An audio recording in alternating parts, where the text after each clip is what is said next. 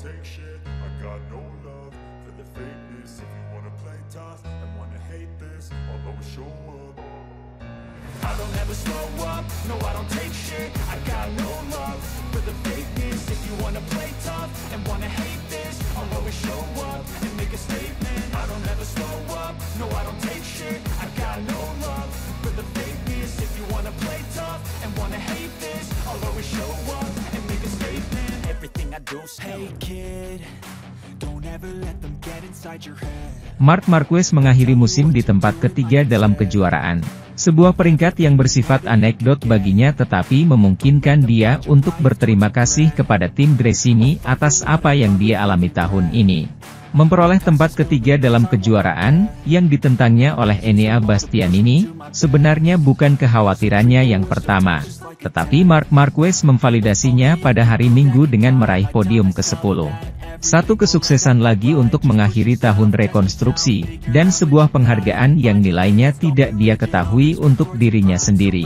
Namun untuk tim yang mendampinginya selama masa transisi antara Honda dan Ducati.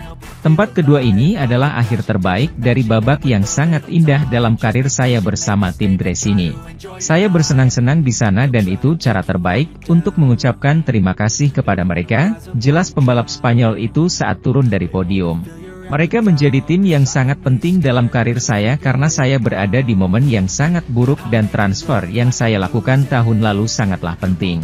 Terima kasih kepada Honda yang memahami situasi saya, terima kasih kepada Gresini yang telah memberi saya kesempatan ini. Saya terus bekerja sepanjang musim ini. Saya menemukan grup yang sangat bagus, yang sangat membantu saya untuk terlahir kembali. Untuk membangun kepercayaan diri ini lagi cara untuk berterima kasih kepada mereka adalah dengan memenangkan podium ini. Posisi ketiga di kejuaraan tidak mengubah hidup saya, tapi untuk tim satelit. Saya bertanya kepada Masini, apakah penting bagi tim satelit untuk finish ketiga? Saya berkata, oke, saya mengerti, dan saya mencoba menjadi super presisi untuk menyelesaikan balapan itu di podium. Menginginkannya adalah satu hal, namun Marc Marquez terus menekankan sejak awal akhir pekan bahwa ia mendapati dirinya dalam kesulitan besar. Setelah awalnya mengutarakan target 5 besar, kemudian meraih posisi ke-7 yang dinilainya lebih sesuai dengan potensinya saat sprint, ia tampil bertransformasi untuk balapan utama Minggu sore. Sementara itu, Francesco Bagnaia selaku andalan tim pabrikan Ducati gagal mempertahankan gelar juara dunianya usai MotoGP Barcelona 2024. MotoGP 2024 resmi melahirkan juara dunia baru meski Francesco Bagnaia tampil tanpa celah di seri terakhir bersama Ducati, Minggu, 17 November 2024. Rider asal Italia tersebut begitu dominan hingga berakhirnya balapan utama selama 24 lap dengan keluar sebagai pemenang. Hasil itu tidak cukup bagi Bagnaia untuk mempertahankan gelar juara dunianya yang sudah digenggam selama 2 musim terakhir ini. Rekan setim Enea Bastianini tersebut harus rela menyaksikan Jorge Martin selaku andalan Pramac Racing berpesta dengan merebut gelar juara dunia.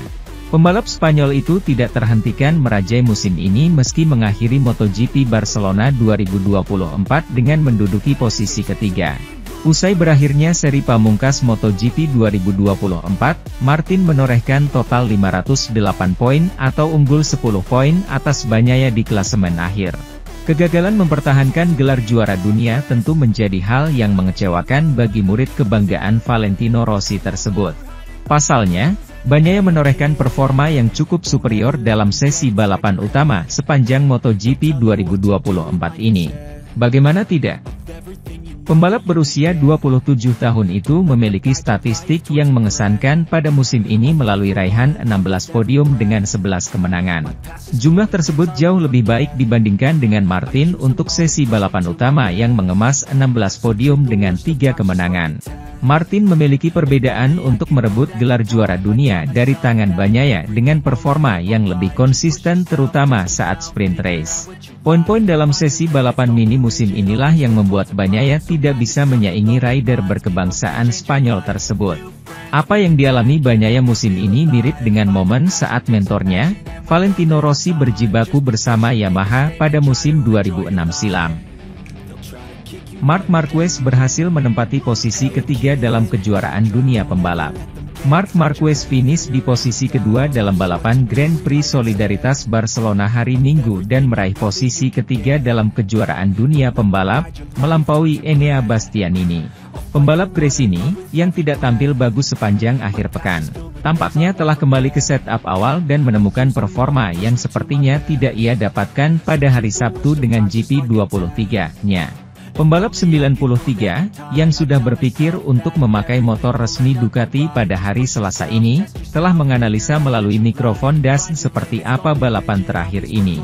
Apa manfaat tim Gresini baginya, namun yang terpenting dia sudah memikirkan tentang Ducati merah dan di tahun depan. Kecepatan yang tidak terduga dan posisi ketiga dalam kejuaraan dunia. Cara terbaik untuk mengucapkan selamat tinggal kepada tim Gresini dan berterima kasih atas semua upaya yang telah mereka lakukan adalah dengan naik podium ini, posisi kedua ini. Selain bonus tambahan finish di 3 besar, seperti yang saya katakan, bagi saya itu tidak terlalu penting. Tetapi kemarin saya mengajukan pertanyaan yang sangat spesifik kepada manajer tim dan saya katakan kepadanya, bagi saya itu tidak berubah dalam bonus. Tidak berubah di semuanya, untuk tim itu berubah dan dia berkata, untuk satelit tim ada sesuatu yang berubah dan saya katakan, saya tidak ingin tahu lebih jauh.